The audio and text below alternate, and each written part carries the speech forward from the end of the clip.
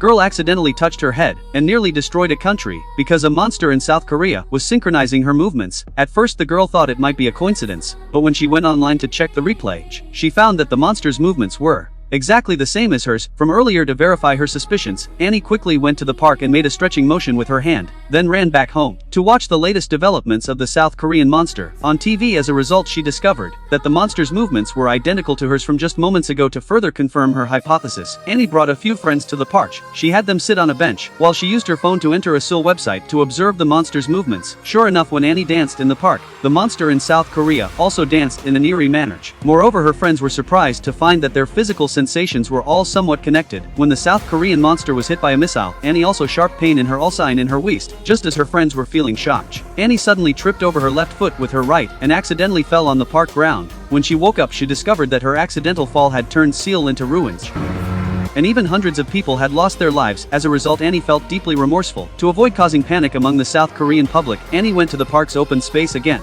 She intended to express her apologies to the South Korean people. Annie first pointed to the ground with her finger, then signaled to the people below to evacuate quickly. Once the crowd had evacuated, Annie slowly squatted down and wrote an apology on the ground with her hand, indicating that she would never appear again to reassure the public and avoid causing panic.